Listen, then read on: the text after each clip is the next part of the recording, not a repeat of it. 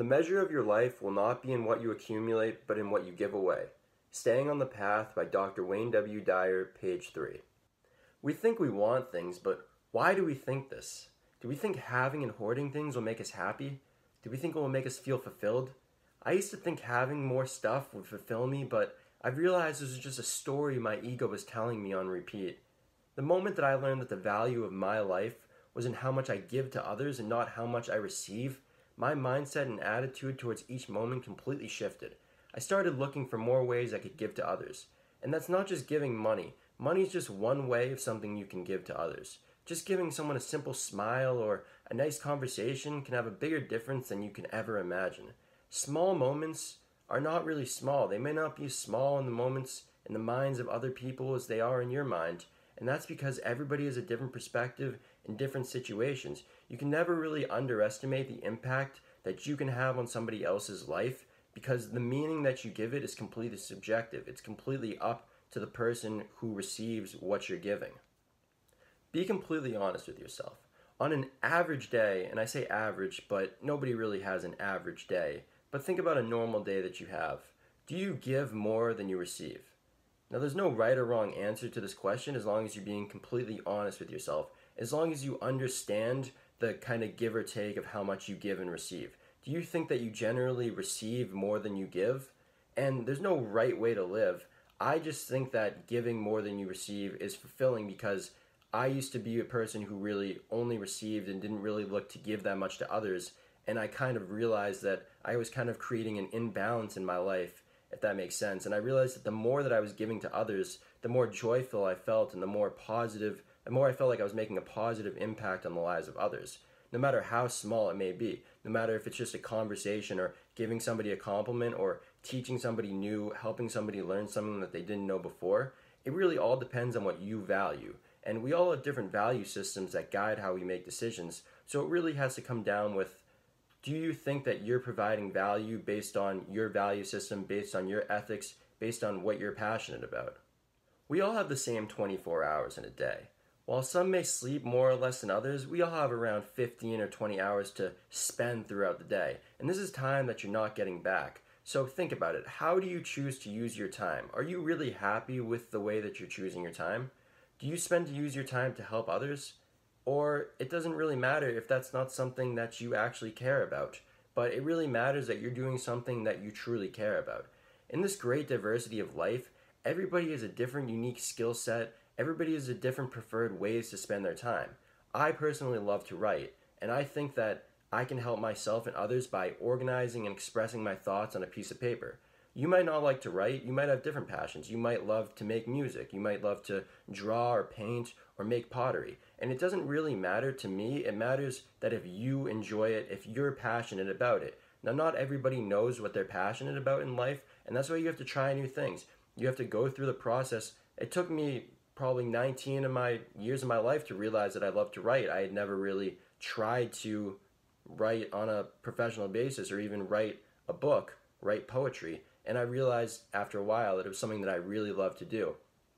And if you listen to music, think about how many musicians have positively impacted your life, maybe just with one song that they made. Whether they're motivating you or expressing shared emotions, the power of giving is truly inspiring, how it can really help you. I know personally how many authors have completely changed my life by just publishing one single book. And that's why I wrote and self-published my first poetry book, You Know Who You Are, because I wanted to share my experiences of overcoming depression to find unconditional self-love. I know that there are many people in the world right now struggling with depression and other mental health issues and don't have the courage to speak up. And I know this because I experienced it firsthand. I was too afraid to speak up because of the stigma that currently surrounds mental health issues. Now, we're all really afraid. People who are going through this stuff understand what it means, that you don't really feel like other people can relate to it. And until you hear somebody else like this or somebody else really express how they're feeling, you can finally relate to somebody and finally feel that you're really not alone. And by just talking about it in videos like this or writing it down and sharing it as a book, I know that I have the ability to help others know that they're not alone. And that to me is meaningful. It all comes down to this one question. Ask yourself, what do you want to be known for? Do you want to be known for helping others and impacting their lives in a positive way? Know that the legacy you leave will directly correlate to how much you give in your life. All of the great leaders we remember for what they gave. We don't remember the fancy cars they drove, or the expensive watches and clothing they wore, or the big mansions they lived in. Those are all kind of just extras. Those are all kind of just the temporary material possessions that help them go through their lives. We remember them for the impact they had on us and the larger community. We remember them for how they made us feel, how they made the entire world feel. I want to be known for helping people train their mind to find the divine inside.